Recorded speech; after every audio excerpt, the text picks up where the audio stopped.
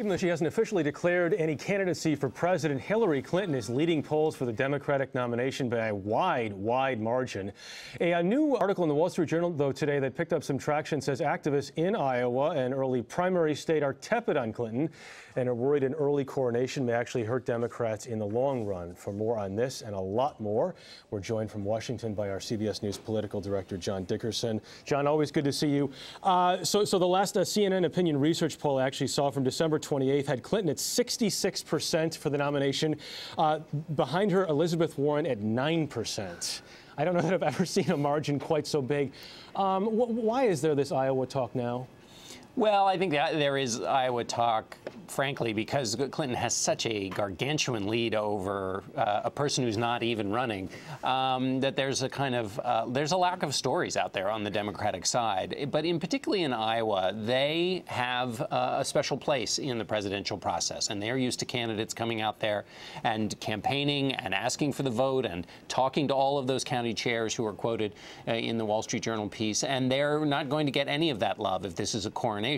That is the kind of inside baseball version of this. But there are also activists, and when I was out in Iowa last year at the end of the year talking to them, it's not that they don't like Hillary Clinton, but what they don't like is a process that doesn't allow for a big public conversation. They think that's bad for Hillary Clinton, even if they want her to be president. They think she needs the testing of a primary. But they also care about the ideas at the heart of the Democratic Party. And a lot of them think those ideas have not been sharpened, and they want a primary process to kind of sharpen those ideas. And if she's going to carry them forward, they hope a primary would give her a chance to be able to articulate them before she got into the general election. All right. On the subject of Iowa, on the other side, Mike Huckabee has ended his Fox News show to explore this presidential run. What are his biggest obstacles potentially as we approach Iowa and other races? Well, Iowa was the kind of hotbed of his candidacy when he last ran for president. And so when I've been out there, all of the social conservative activists have been talking about whether he might get in the race. You haven't heard his name in a lot of the lists, but in Iowa, he still has a big fan base and has an organization out there. The big challenge for him, though, is that it's his second time around. There are other candidates who are much more popular among the grassroots. Ted Cruz would be one that comes immediately to mind. He's not associated so much with social conservatives the way former Baptist preacher Huckabee is, but he does fire up the grassroots in the same kind of way. So Huckabee would have the obstacle of having a more crowded field. Rick Santorum also obviously has a strong organization in Iowa.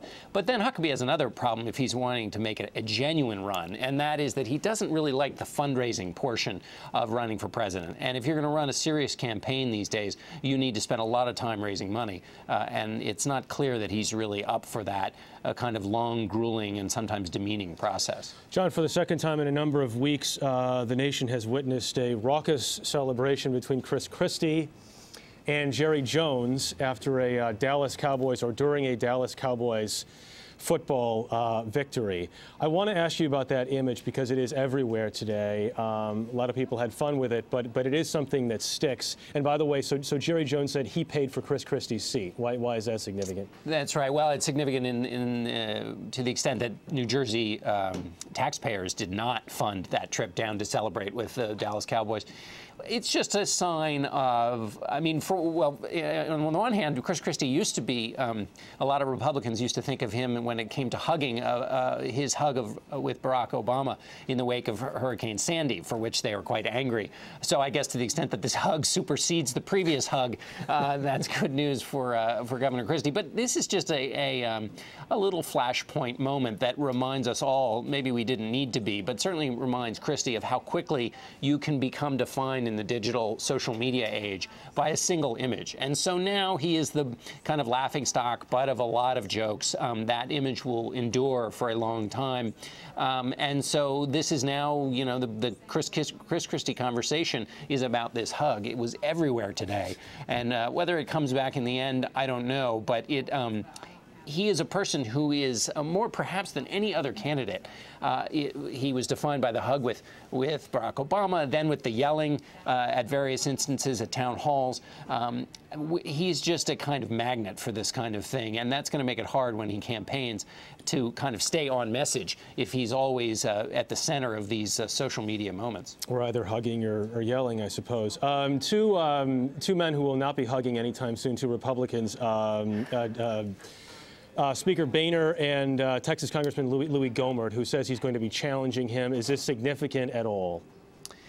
Not really. Speaker Boehner is likely to be the speaker. The opposition to him is kind of like the opposition we've seen before, but he's now got 13 new Republicans after the last election that have come. Only one of them says they will not vote for him. So this is similar to the little flare-ups that have happened in the past. I mean, he's got a very big conference, and so you would expect to have some opposition from the more conservative members. You might even expect to have some opposition from the more liberal Republicans, although there aren't that many of those left. And so this isn't a big sign of much of anything, but it's a kind of constant irritation that leadership, Republican leadership, knows to be wary of, and they'll have to endure it, but it's not something they're taking terribly seriously. John, from wherever you're watching and whoever you're watching with, enjoy the football this weekend. Oh, thanks, Jeff. John Dickerson, thank you very much. Thank you.